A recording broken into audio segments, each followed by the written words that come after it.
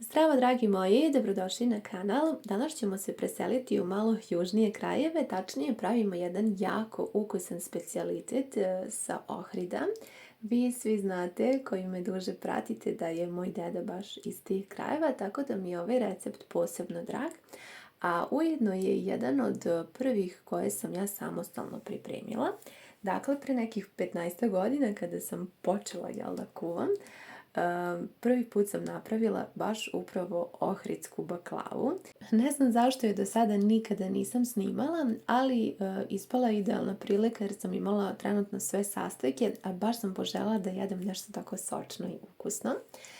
Za ovaj recept bit će vam potrebno 5 cijela jaja, da umutite sa mikserom da bude onako penasto, a potom da dodate, ja dodajem 10 kašika šećera.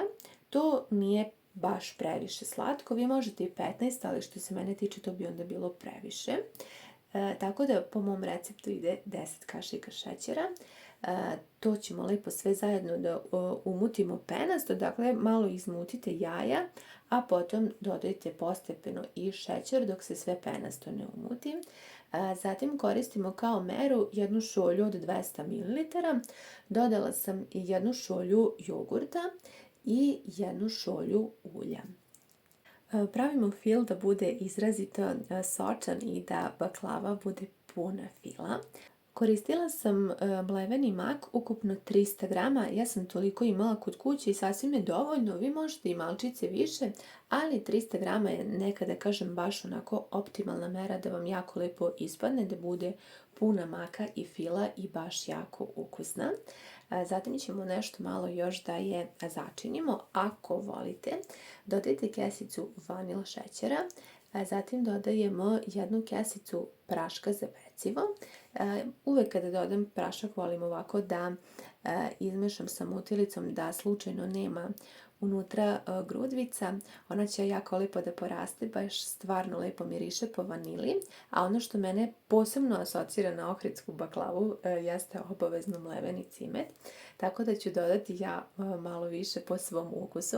Također možete dodati i karanfilić, muskatni oraščić. To su sve neki, da kažem, začini koji doprinose da ona bude baš posebna i da me podsjeća na taj recept. Kada sve zajedno pomešate, dobijete ovako jednu, da kažem, malo i gušću smesu i ona je sasvim dovoljna za jedan lep veliki pleh. Potom treba će vam i 500 grama kora za pitu. Dok sam pripremala ovaj recept, jako sam željela da pronađem sliku te moje prve ohridske baklave, međutim, toliko sam vrtela po starom laptopu, ali nažalost nisam uspjela da pronađem i sad mi je baš krivo jer se sećam kako sam je lepo postavila i koliko mi je bilo drago što sam je pripremila. Zatim, ukoliko volite, i obavezno se dodaje u ovaj naš porodičan recept suvo grožđe. Dovoljno vam je otprilike oko 70 grama, recimo da je dosta. Potopite prvo u mlaku vodu i ostavite tako 10 minuta, zatim procedite i suvo grožđe je spremno da dodate. Ovdje sam pripremila pleh koji je dimenzije 22 puta 35 cm i on je bio tačno koliko su moje kore, tako da približno vam je to, da kažem, neka idealna mera, ali naravno i ukoliko imate manji, veći, nije nikakav problem, nego je meni sad baš ovaj bio idealan za moje kore. Ovako sam polovinu kore počela da ređam i otprilike vam je dosta, da kažem, 2 do 2,5 kašike fila da baš lepo premažete i ako volite onako da svaki sloj bude sa makom ili možete vi naravno pripremati i sa mlevenim orasima također ukoliko volite ili imate trenutno kod kuće, možete sa rogačem, zaista opcije su razne, ali ova je baš onako specifična po tome da se pravi sa makom i mnogo me vraća u detinjstvo, tako da baš se radujem što sam je pripremila i što sam je baš i snimila. Sad kako smo ovako ovaj drugi deo kore premazali, onda možete malo suvog grožđa poređati i bude stvarno jako, jako fino. I ja sad ovako naizmenično prvo sa jedne strane stavim tu koru, ako ste primetili, sa lijeve strane, a sada sa desne, i tako naizmenično kako bi mi sa svih strana bilo jednako, odnosno svuda da bude jednake debljine. Stvarno sam uživala dok sam pripremala. U ovom trenutku sam uključila da mi se greje rerna. Ja pečem uvek na temperaturi od 180 stepeni. To mi je, da kažem, neka idealna temperatura, da se ne prepeče, da se stvori onako lepa korica, ali da ona ostane unutra mekana i sočna. Ovdje ćete imati dovoljno fila da možete apsolutno sve kore da potrošite, tako da nemojte štedjeti, dakle ovako 2,5 kašike vam je sasvim dovoljno da lepo svuda možete jednako da premažete i da svaki sloj bude bogat sa makom, i mislim da ćete uz ovaj recept zaista uživati. Ispadne puna ova tepsija mirisne i ukusne baklave. Posebno volim sa makom zato što me, kažem, vraća u detinjstvo i podsjeća me onako na te neke mirise i ukuse, a nadam se da će i svakog od vas vratiti u vaše detinjstvo.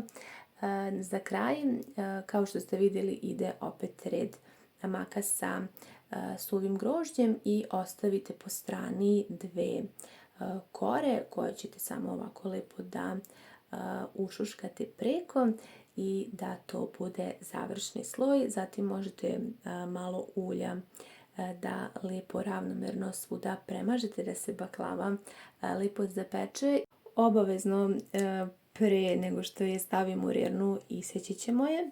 Po želji možete da sečete kako volite. Ja se sećam da sam tada sekla onako na trogliće, zato što sam pravila u okrugloj tepsi, ali kako god, ovdje mi se sada dopalo ovako, zato što su mi stvarno bile kore idealna mera kao moja tepsija, tako da sam se odlučila da bude ovaj oblik, ali kako god da napravite, bit će stvarno jako ukusno.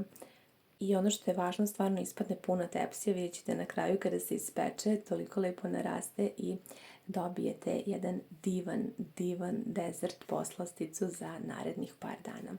Nosimo u rernu, kao što sam rekla, zagrejanu na 180 stepeni, a zatim pravimo preliv ili šerbet, kako kaže.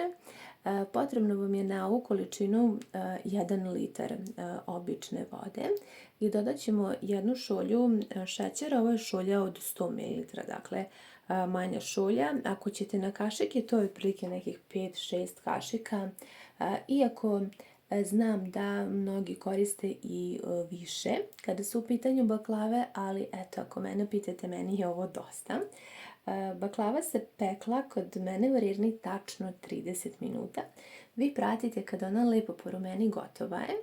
I ono što je važno jeste da ovaj preliv sam kuvala dok se šećer ne rastopi i ostavila tako još nekih par minuta. Potom sklonila i sačekala da se malo ohladi, a onda vruću baklavu izvadila iz rerne i tako posula sa tim prelivom koji nije bio vreo, dakle nije bio ključao, nego taman lepo se ohladio. I to je onaj trik da vam baklava ispadne stvarno jako sočna i mekana.